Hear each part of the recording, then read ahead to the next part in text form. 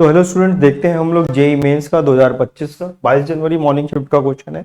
Optics का question है, ray optics का क्वेश्चन है, कॉम्बिनेशन ऑफ लेंस पे बेस्ड क्वेश्चन है ये। तो वैसे तो अगर इसकी टेक्निक पता है, ट्रिक पता है, तो हम उसको उस हिसाब से कर लेते हैं, आराम से क्वेश्चन हो जाता है। लेकिन अच्छा सवाल है ये। तो और जेई मेंस के हिसाब से थोड़ा स्टैंडर्ड कह सकते हैं कि स्टैंडर्ड क्वेश्चन है। तो बहुत ध्यान से सुनिए, सारे कॉन्सेप्ट आपको बताए जाएंगे और फिर इसको हम लोग सॉल्व करते हैं। तो पेशेंस रखिए, थोड़ा सा हड़बड़ी मत करिए किसी भी चीज को लेके फिजिक्स में, तभी आपकी कॉन्सेप्ट क्लियरिटी आएगी। In a diagram given below there is a 3 lens form, consider the negligible thickness each. तो थिन लेंस के बारे में बात कर रहे हैं यहाँ पे, कंपेयर टू R1। तो इसका रेडियस कितना है, R1 दिया हुआ है, इस ऊपर वाले का। इस वाले के लिए अगर आप बात करें यहाँ पर, तो ये कितना दिया है, ये R1 दिया है, ये R1 है, ये हमारे पास R2 है, ठीक है ना। The radii of the upper and the lower surface of the glass, the power of the combination of lens given है। तो ये यहाँ पर इसका रिफ्रैक्टिव इंडेक्स एन की वैल्यू या म्यू की वैल्यू कितनी हो जाएगी, 1। या म्यू लिखा है, म्यू लिख लेते हैं।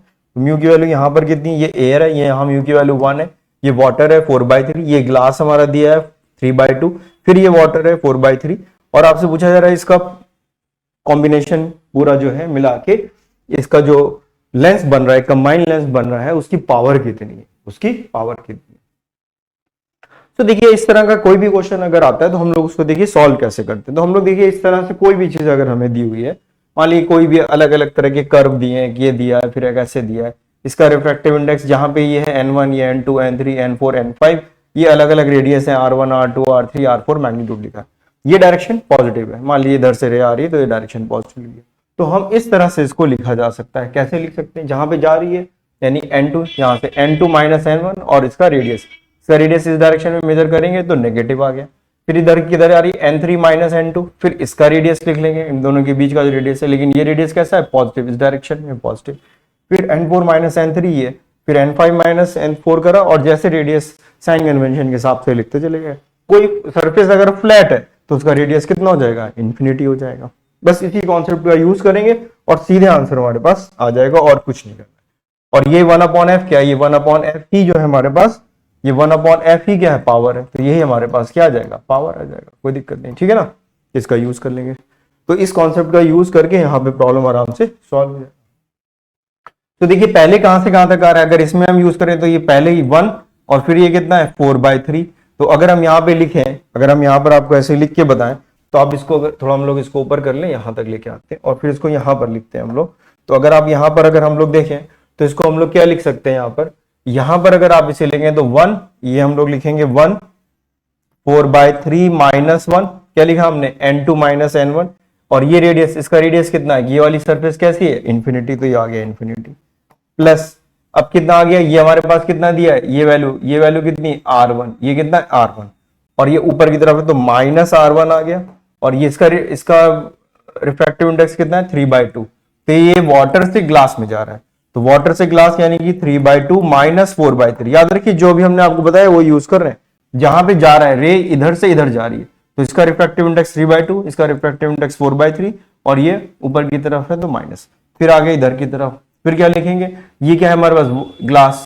अब ग्लास से कहां पे जा रहा है, वाटर में जा रहा है, तो वाटर में जा रहा है, तो फिर इसको हम लोग लिख देंगे 4/3 माइनस 3/2 माइनस R2, और फिर कहां से आ रहा है, फिर इधर से लिखेंगे, तो फिर से ये जो भी आप लिखेंगे ये नीचे इन्फिनिटी आ जाएगा।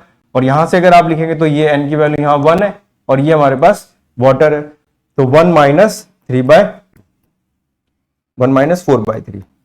जो भी कर्व, अगर यहाँ पे मान लीजिए नीचे भी हो सकता था एक कर्व हो, किसी भी तरह का हो, सवाल ऐसे सॉल्व कर लीजिए। बस अब आप इसको सॉल्व कर लीजिए, आपको आंसर आ जाएगा। जो भी हमने आपको बताया था वही हमने यहाँ पर क्या करा है, लिखा भी है। तो ये वैल्यू आ गई, कितनी पावर आ गई, इफेक्टिव पावर आ गई। तो ये तो कितना हो गया 0, ये कितना हो गया 0, ये वैल्यू बची। इसमें से आप 3/2 माइनस 4/3 बाहर कर दीजिए, कॉमन ले लीजिए, तो वैल्यू कितनी आ जाएगी, -1/R1, और ये वैल्यू कितनी आ जाएगी, +1/R2।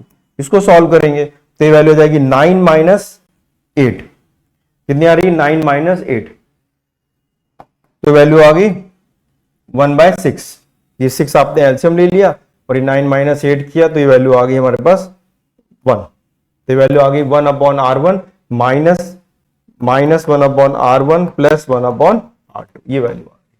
तो माइनस अगर हम इसमें से बाहर कर दें, -1/6, तो वैल्यू आ जाएगी 1/R1 प्लस 1/R2। तो तो देखिए ये ऑप्शन तो नहीं हो सकता यहाँ पर, अगर आप देखें दोनों प्लस वाले ऑप्शन तो मेरे पॉसिबल ही नहीं है।